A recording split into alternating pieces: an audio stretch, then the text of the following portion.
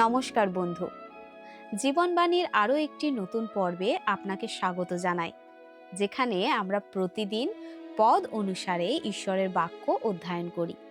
আমি প্রার্থনা করি আপনি ঈশ্বরের কৃপায় ভালো আছেন এবং নিষ্ঠার সাথে পবিত্র শাস্ত্র পাঠ এবং ধ্যান করছেন। আমরা বাইবেলের প্রথম পুস্তক আদি পুস্তকের মধ্যে দিয়ে আমাদের যাত্রা অব্যাহত রেখেছি এবং বর্তমানে আমরা সেই মহা জলপ্লাবন সংক্রান্ত ঘটনাগুলির উপর আলোকপাত করছি। আমাদের গত পর্বে আমরা শিখেছি যে ঈশ্বর তার বিচারে যেমন ধার্মিক, তেমনি যারা তার উপর ভরসা করে তাদের প্রতি তিনি প্রচুর করুণাময়। আমরা আরও দেখেছি যে কিভাবে ঈশ্বর নিজে পশুদের একত্রিত করেছিলেন, তাদের প্রয়োজন মিটিয়েছিলেন এবং ব্যক্তিগতভাবে নোহ ও তার পরিবারকে জাহাজের ভিতরে সুরক্ষিত রেখে দরজা বন্ধ করে দিয়েছিলেন। আমরা দেখব কিভাবে এক সময় বৃষ্টি থেমে গিয়েছিল, পৃথিবী শুকাতে শুরু করেছিল। এই ঘটনাগুলির মাধ্যমে ঈশ্বর আমাদের বিচার, ধৈর্য, আশা এবং তার বিশ্বস্ততার নিশ্চয়তা সম্পর্কে শিক্ষা দেন। তাহলে চলুন আমরা ঈশ্বরের বাক্যের দিকে ফিরে যাই এবং বিশ্বাস ও ভক্তির এই অসাধারণ যাত্রা অব্যাহত রাখি।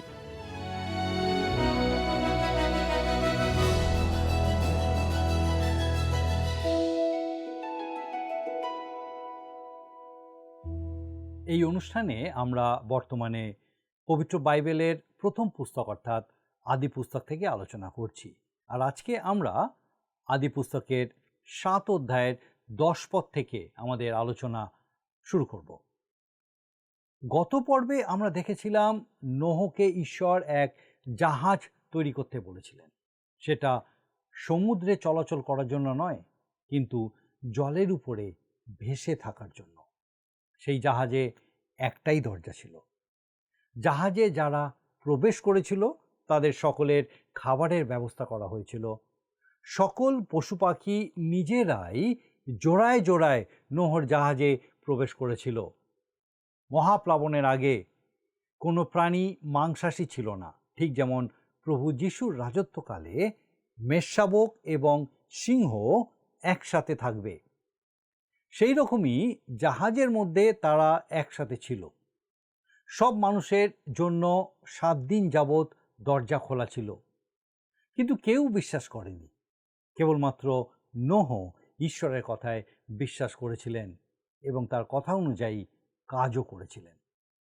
এর ফলে তিনি ও তার পরিবার উদ্ধার পেয়েছিলেন।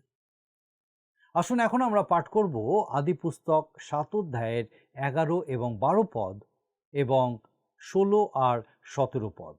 7 অধ্যায় 11 আর 12, তারপর 16 আর 17। আর আমি চাইব আপনি আপনার বাইবেল থেকে আমার সঙ্গে দেখুন। আপনি বাইবেল খুলুন আর আমার সঙ্গে দেখুন। আদি পুস্তক 7 অধ্যায় 11 ও 12 পদ, তারপরে 16 আর 17 পদ। নোহের বয়সের 600 বৎসরের 2য় মাসের 17 দিনে মহাজলধির সমস্ত উনুই ভাঙিয়া গেল এবং আকাশের বাতায়ন সকল মুক্ত হইল। তাহাতে পৃথিবীতে 40 দিবারাত্র মহাবৃষ্টি হইল। এরপর 16 পদ। ফলত তাহার প্রতি ঈশ্বরের আজ্ঞানুসারে সমস্ত প্রাণীর স্ত্রী পুরুষ প্রবেশ করিল। পরে সদাপ্রভু তাহার পশ্চাৎ দ্বার বদ্ধ করিলেন। আর 40 দিন পর্যন্ত পৃথিবীতে জলপ্লাবন হইল। তাহাতে জল বৃদ্ধি পাইয়া জাহাজ ভাসাইলে তাহা মৃত্তিকা ছাড়িয়া উঠিল। এই মহাপ্লাবনের কোনো বৈজ্ঞানিক বা ঐতিহাসিক ভিত্তি আছে কিনা সেই বিষয়ের মধ্যে আমি কিন্তু ঢুকতে চাই না। শুধু একটা অপূর্ব সুন্দর বইয়ের কথা এখানে উল্লেখ করতে চাই। হেনরি এম মরিস এবং জন সি হুইটকমের লেখা দ্য জেনেসিস ফ্লাড অর্থাৎ আদি পুস্তকের প্লাবন নামক বইটির বিষয়ে আমি এখানে উল্লেখ করতে চাই। এই বিষয়ে লেখার জন্য দুজন লেখকই যথেষ্ট যোগ্য। John C Whitcomb Grace Theological সেমিনারির একজন অধ্যাপক, যিনি পুরাতন নিয়মের উপরে শিক্ষা দেন। আর Henry M Morris Minnesota University থেকে ডক্টরাল ডিগ্রি প্রাপ্ত হাইড্রোলিক ইঞ্জিনিয়ারিংয়ের অধ্যাপক এবং ভার্জিনিয়া পলিটেকনিক ইনস্টিটিউটের সিভিল ইঞ্জিনিয়ারিং ডিপার্টমেন্টের চেয়ারম্যান। এরা দুজনে মিলেই আদিপুস্তকে উল্লিখিত মহাপ্লাবনের বিষয়ে এই বইটি লিখেছেন। তারা দেখিয়েছেন যে এই মহাপ্লাবন ছিল বিশ্বব্যাপী। এ ছিল এক ভয়ঙ্কর প্রাকৃতিক দুর্যোগ, আর এর পিছনে ঐতিহাসিক প্রমাণও আছে। তারা অভিন্নতাবাদের যুক্তিগুলোরও উত্তর দিয়েছেন। অভিন্নতাবাদ মানে পৃথিবীতে বর্তমানে যেভাবে ভূতাত্ত্বিক পরিবর্তন ঘটছে, অতীতেও একই রকমভাবে ঘটেছিল আর ভবিষ্যতেও একই রকমভাবে ঘটবে। বিশ্বব্যাপী বন্যার ভূতাত্ত্বিক প্রমাণগুলিকে অস্বীকার করার জন্য যে সমস্ত তথ্য উপস্থাপন করা হয়েছে, তার মধ্যে এটা একটা। আমি ধরে নিচ্ছি যে বিশ্বব্যাপী এই মহাপ্লাবনের অনেক ঐতিহাসিক প্রমাণ আছে, কিন্তু সেসবের মধ্যে আমি প্রবেশ করতে চাই না, কারণ যে গবেষণামূলক বইটার কথা আমি বললাম, সেই বইটাতে এই সমস্ত কিছুর উত্তর দেওয়া আছে। আসুন আমরা এবারে 23 পদটা পাঠ করি। আদিপুস্তক 7 অধ্যায় 23 পদ। এইরূপে ভূমণ্ডল নিবাসী সমস্ত প্রাণী, মনুষ্য, পশু, সরীসৃপ জীব ও আকাশীয় পক্ষী সকল উচ্ছিন্ন হইল। পৃথিবী হইতে উচ্ছিন্ন হইল কেবল নোহ ও তাহার সঙ্গী জাহাজস্থ প্রাণীরা বাঁচিলেন। বিভিন্ন ছাপাখানা থেকে অনেক আধুনিক বই ছাপানো হয়। আমার মনে হয় সেই সব লেখকরা নিজেদেরকে যতটা পণ্ডিত ভাবে, তারা কিন্তু ততটা নয়, এবং তারা শাস্ত্র সম্বন্ধেও যথেষ্ট জানে না। তারা মনে করে এটা কোনো মহাপ্লাবন ছিল না, কিন্তু এটা ছিল একটা স্থানীয় বন্যা। এই বন্যা কেবল টাইগ্রিস আর ইউফ্রেটিস নদী উপত্যকাতেই সীমাবদ্ধ ছিল। হয়তো তারা ভাবে যে এটা একটা সাঁতার কাটার জন্য বড় জলাশয় হয়েছিল, বাস এই পর্যন্তই। আদিপুস্তকের বন্যা নামক বইটিতে এই সমস্ত ধারণাগুলিকে নস্যাৎ করে দেওয়া হয়েছে। আর আমি নিশ্চিত যে আপনি নিশ্চয়ই উপলব্ধি করেন যে শাস্ত্রে এই বিষয়টা পরিষ্কার করে দেওয়া হয়েছে যে এই বন্যা সারা পৃথিবীকে ডুবিয়ে দিয়েছিল। ঈশ্বর বলেছিলেন যে তিনি সমস্ত পৃথিবীকে বন্যার মাধ্যমে ধ্বংস করবেন। আদিপুস্তকের 6 অধ্যায় 13 পদে লেখা আছে, তখন ঈশ্বর নোহকে কহিলেন, আমার গোচরে সকল প্রাণীর অন্তিমকাল উপস্থিত, কেননা তাহাদের দ্বারা পৃথিবী দৌরাত্মে পরিপূর্ণ হইয়াছে। আর দেখো, আমি পৃথিবীর সহিত তাহাদিগকেও বিনষ্ট করিব। মানুষ ইতিমধ্যেই পৃথিবীর বিভিন্ন মহাদেশে ছড়িয়ে পড়েছিল। পশু পাখিদের ক্ষেত্রেও একই ব্যাপার, তারাও ছড়িয়ে পড়েছিল, আর এটা কেউ অস্বীকার করতে পারবে না। কিন্তু আপনি যদি বলেন যে সেই বন্যা কেবল স্থানীয় বন্যা ছিল, বিশ্বব্যাপী নয়, তাহলে আপনাকে ধরে নিতে হবে যে নোহ ছাড়া আরও অনেকের থেকে বর্তমান পৃথিবীর যে মানুষ, তাদের উৎপত্তি হয়েছে। কিন্তু ঈশ্বরের বাক্য সে কথা বলে না। সেক্ষেত্রে আপনি এক দোটানার মধ্যে পড়ে যাবেন। আপনাকে হয় ঈশ্বরের বাক্যকে মেনে নিতে হবে, অথবা ঈশ্বরের বাক্যকে বর্জন করতে হবে। তবে আমি মনে করি এই মহাপ্লাবনকে স্থানীয় বন্যা রূপে মেনে নেওয়ার অর্থ সুদূর ভবিষ্যতে ঈশ্বরের বাক্যকে অস্বীকার করা। পবিত্র বাইবেল পরিষ্কার করে দিয়েছে যে এই বন্যা ছিল বিশ্বব্যাপী বন্যা, এবং প্রত্যেকটা জীবন্ত বস্তু এই প্লাবনে ধ্বংস হয়েছিল। কেবল নোহ বেঁচেছিলেন, এবং সেই জাহাজে নোহের সাথে আর যারা ছিল তারা বেঁচেছিল। আসুন আমরা এখন দেখি 24 পদে লেখা আছে, আদিপুস্তক তার 7 অধ্যায় 24 পদ।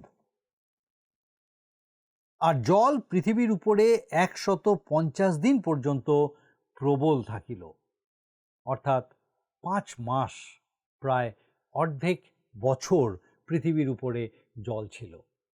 দ্য জেনেসিস ফ্লাড বইটাতে বিশ্বব্যাপী মহাপ্লাবন না স্থানীয় বন্যা, এই প্রশ্নের যেমন উত্তর দেওয়া হয়েছে, তেমনি অভিন্নতাবাদের প্রশ্নগুলিরও উত্তর দেওয়া হয়েছে।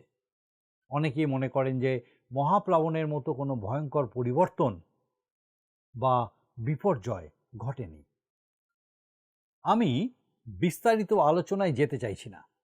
আমি শুধু স্মরণ করিয়ে দিতে চাই যে সাধু পিতর আগেই আমাদেরকে সাবধান করে দিয়েছিলেন যে এই রকম উপহাসকারী অনেকে কিন্তু থাকবে। তিনি তার দ্বিতীয় পত্রের 3 অধ্যায়ের 3 এবং 4 পদে বলেছেন, প্রথমে ইহা জ্ঞাত হও যে শেষকালে উপহাসের সহিত উপহাসকেরা উপস্থিত হইবে। তাহারা আপন আপন অভিলাষ অনুসারে চলিবে এবং বলিবে, তাহার আগমনের প্রতিজ্ঞা কোথায়? কেননা যে অবধি পিতৃলোকেরা নিদ্রাগত হইয়াছেন, সেই অবধি সমস্তই সৃষ্টির আরম্ভ অবধি যেমন তেমনই রহিয়াছে। এই উপহাসকেরা সবসময় অভিন্নতাবাদী, কিন্তু আপনি তাদের মতো অভিন্নবাদকে দৃঢ়ভাবে বিশ্বাস করবেন, আবার ঈশ্বরের বাক্যের বিশুদ্ধতাকেও মেনে নেবেন, এটা কিন্তু হতে পারে না। এটা আমাদের কাছে খুবই গুরুত্বপূর্ণ বিষয়। আসুন আমরা এখন 8 অধ্যায়ের আলোচনায় যাব। আদিপুস্তক তার 8 অধ্যায়ের আলোচনা। 8 অধ্যায়ে মূল বিষয় হলো বৃষ্টি থামলো, পৃথিবী শুকনো হলো, নোহ জাহাজ থেকে নামলেন, বেদি তৈরি করলেন এবং বলি উৎসর্গ করলেন। আসুন আমি এখন 8 অধ্যায়ের প্রথম 4 পদ পাঠ করব, আর আমি চাইব আপনিও আপনার বাইবেল থেকে আমার সঙ্গে এই পদগুলো অনুসরণ করুন। 8 অধ্যায় 1 থেকে 4 পদ, আসুন আমরা একসঙ্গে পড়ি। আর ঈশ্বর নোহকে ও জাহাজে স্থিত তাহার সঙ্গী পশ্চাদি যাবতীয় প্রাণীকে স্মরণ করিলেন।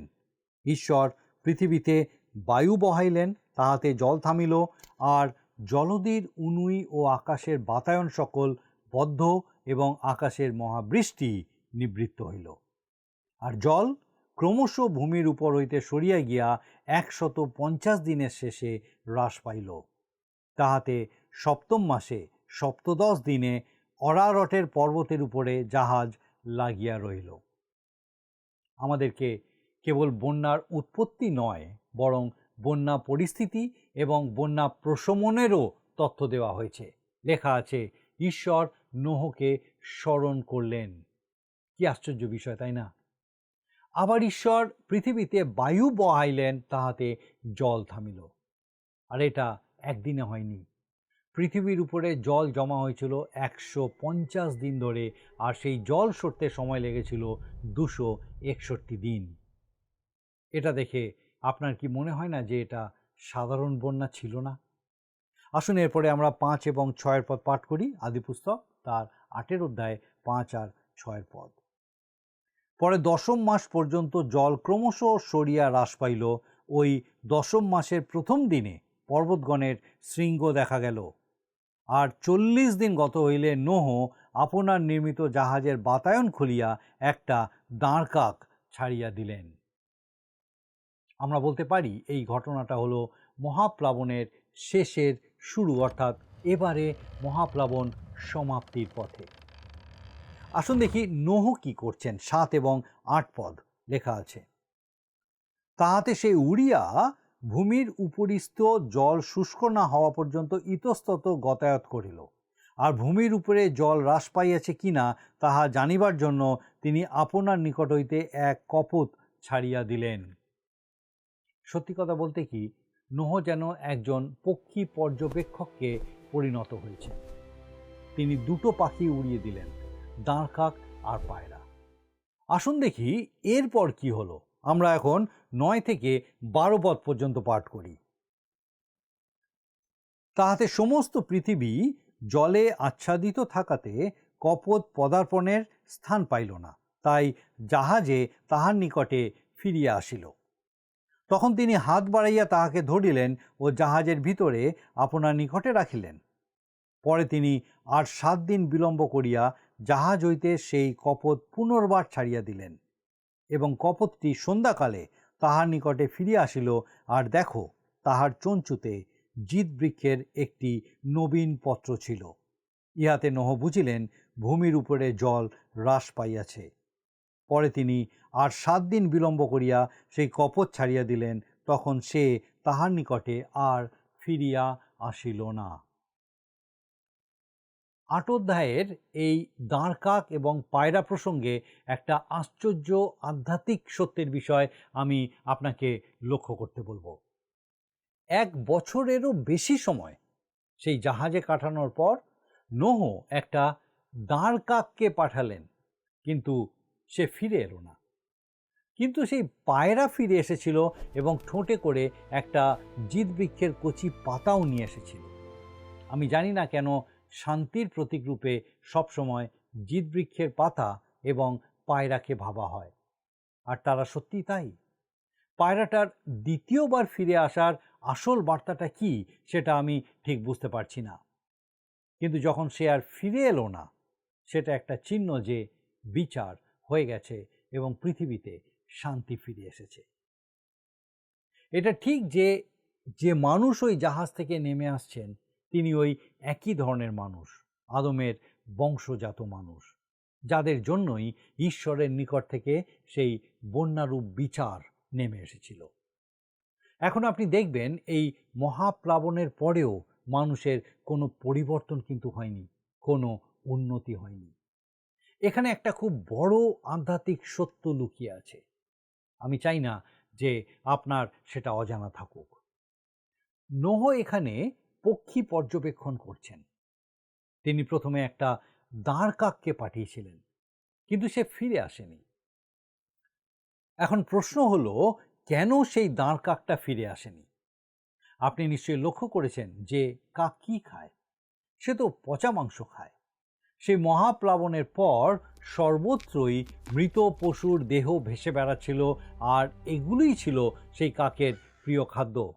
সে আর ফিরে আসেনি, কারণ তার সামনে তো মহাভোজ প্রস্তুত ছিল। এই সুন্দর সুযোগ সে হাতছাড়া করে কি করে? আর কাক তো একটা অসুচি পাখি। যাই হোক, পায়রা সূচি পাখি, শাস্ত্রে এটা পরে লেখা আছে। লক্ষ্য করে দেখুন, নোহ সূচি এবং অসুচি দুই প্রকারের পশু পাখি জাহাজে নিয়েছিলেন। পায়রা একটা খবর নিয়ে এসেছিল।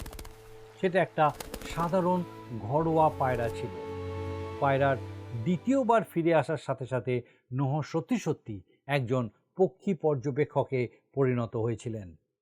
এবারে পায়রা খবর এনেছিল যে স্থল প্রকাশ পাচ্ছে। তৃতীয়বারে পায়রা কিন্তু আর ফিরে আসেনি, এবং নোহ বুঝতে পেরেছিলেন যে জলপ্লাবনের যে শাস্তি সেটা অতীত হয়ে গেছে।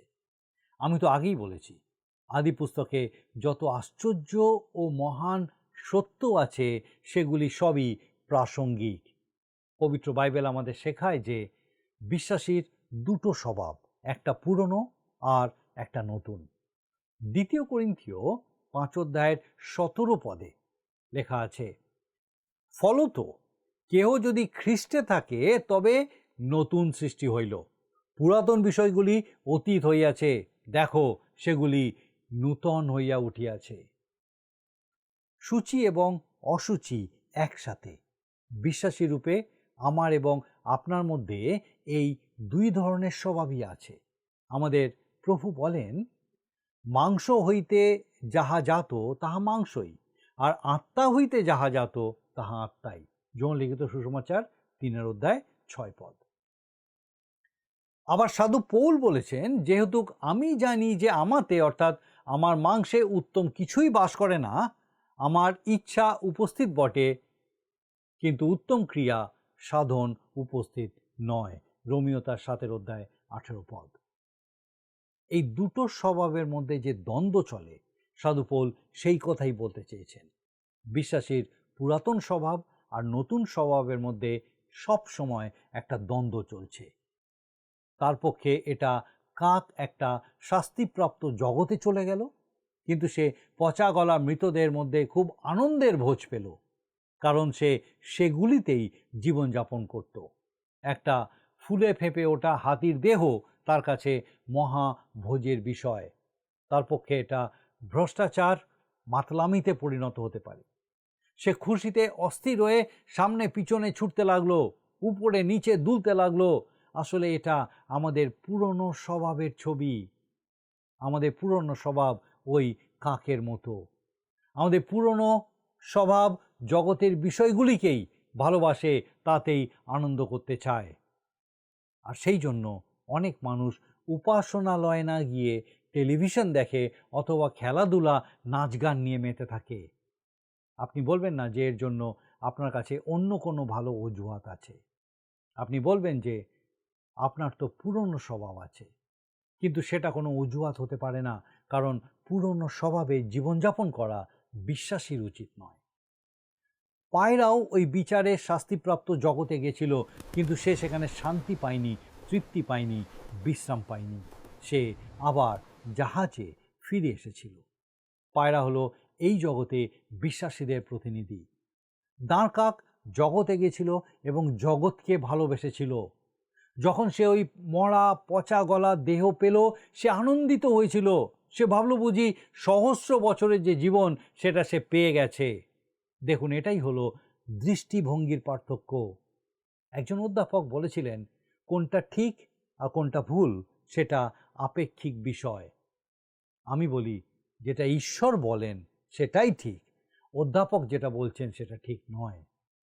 সেটা যে কেন ভুল তা তিনি বুঝতে পারেননি, কিন্তু ঈশ্বর যেটাকে ভুল বলেন সেটা অবশ্যই ভুল।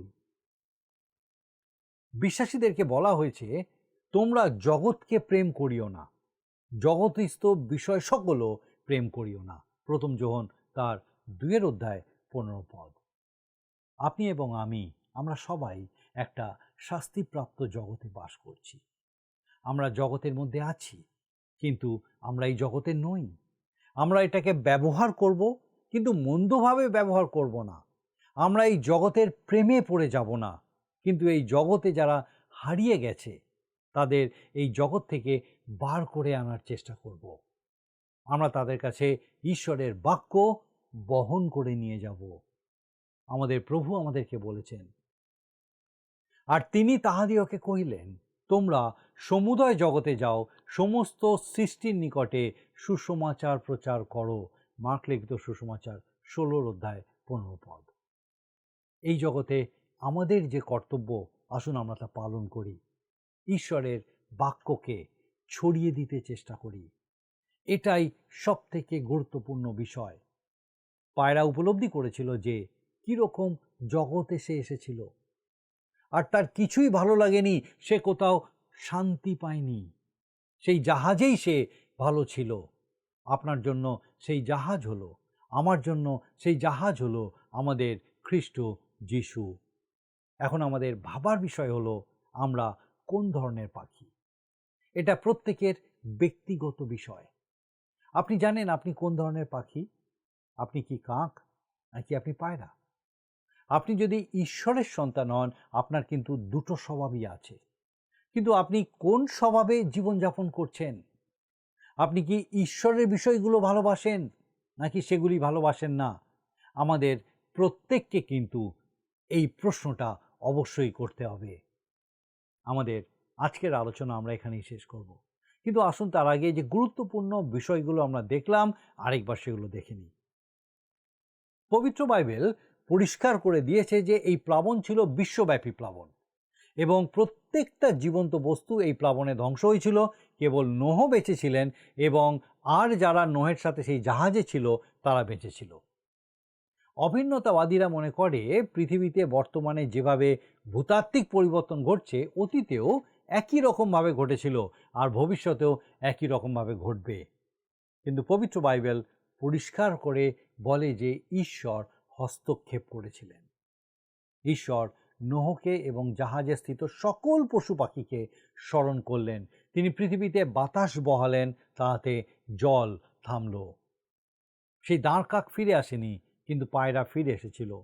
কারণ দাঁড়কাক তার মন্দ স্বভাবের উপযুক্ত আনন্দ পেয়েছিল, কিন্তু পায়রা তা পায়নি, কারণ সে সূচি পাখি। আমাদের মধ্যেও দুটো স্বভাব বিরাজ করে। প্রশ্ন হলো, আমরা কোন স্বভাবের দ্বারা জীবনযাপন করি? বিশ্বাসীরা জগতের আনন্দে মেতে থাকে, না তারা প্রভু যীশু খ্রিস্টের কাছে থাকতেই ভালোবাসে? আমাদের জন্য প্রভু যীশুই সেই নোহের জাহাজ।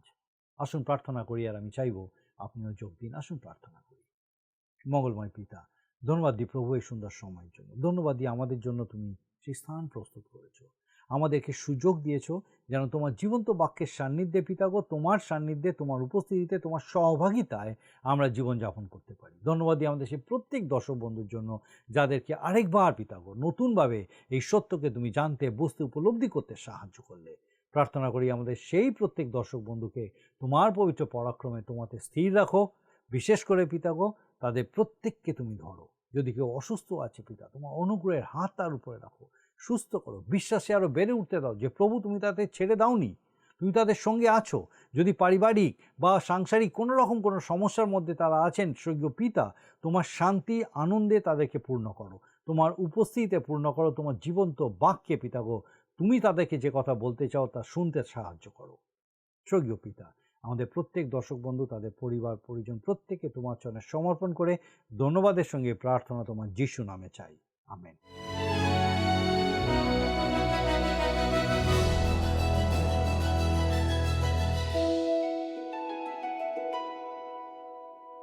প্রিয় বন্ধু, আমি বিশ্বাস করি যে আজকের পর্বটি আপনার জন্য আশীর্বাদ বয়ে এনেছে, কারণ আজ আমরা ঈশ্বরের বাক্যে থাকা সত্যগুলি অন্বেষণ করেছি। আজকের পর্ব থেকে আমরা শিখলাম যে জলপ্লাবন ছিল সহিংসতা ও পাপে পরিপূর্ণ একটি বিশ্বের বিরুদ্ধে ঈশ্বরের ধার্মিক বিচারের এক বিশ্বজনীন বহিঃপ্রকাশ। আবার একই সাথে এটি ছিল সেই সব মানুষের প্রতি তার করুণার এক শক্তিশালী নিদর্শন যারা তার উপর ভরসা রেখেছিল।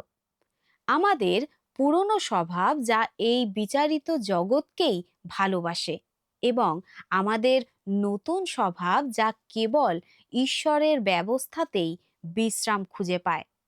প্রকৃত শান্তি ও নিরাপত্তা কেবলমাত্র সেই জাহাজেই পাওয়া যায়, যা আমাদের আশ্রয় ও পরিত্রাণদাতা খ্রিস্টের দিকে ইঙ্গিত করে। পরবর্তী পর্বে আমরা দেখব কিভাবে পৃথিবী সম্পূর্ণ শুকিয়ে যায় এবং নোহ ঈশ্বরের আদেশে জাহাজের বাইরে বেরিয়ে আসেন। আমরা নোহের আরাধনার উপর আলোকপাত করব, যেখানে তিনি একটি যজ্ঞবেদী নির্মাণ করেন এবং প্রভুর উদ্দেশ্যে বলিদান উৎসর্গ করেন। এরপর আমরা নবম অধ্যায়ে প্রবেশ করে দেখব জলপ্লাবন পরবর্তী জীবনের জন্য ঈশ্বর কি কি নতুন নির্দেশ ও ব্যবস্থা স্থাপন করেছিলেন। এর পাশাপাশি আমরা নোহ ও তার পুত্রদের পাপের সেই গম্ভীর বিবরণ এবং তার মাধ্যমে ঈশ্বর আমাদের কি শিক্ষা দেন তা নিয়েও আমরা আলোচনা করব। সেই পর্যন্ত বিদায়। নমস্কার। প্রিয় বন্ধু, আসুন আমরা আজকের প্রশ্নোত্তরে আসি। গতকালের প্রশ্নের উত্তর অপশন সি, গোফর কাঠ। আজকের প্রশ্ন, মহাপ্লাবনের সময় পৃথিবীতে একটানা কত দিন বৃষ্টি হয়েছিল? অপশন এ 150 দিন, বি 261 দিন, সি 400 দিন, ডি 40 দিন। বন্ধু, এই প্রশ্নের উত্তর আগামীকাল সন্ধ্যে 6টার মধ্যে option A, B, C, D সহকারে আপনার নাম ও সম্পূর্ণ ঠিকানা সহ 9433497235 এই নম্বরে SMS-এ বা হোয়াটসঅ্যাপে পাঠাবেন। যদি আপনার এই অনুষ্ঠান ভালো লেগে থাকে তাহলে এই নম্বরে একটি মিসড কল করুন, তাহলে আপনি পরের বারের বিজয়ী হতে পারেন।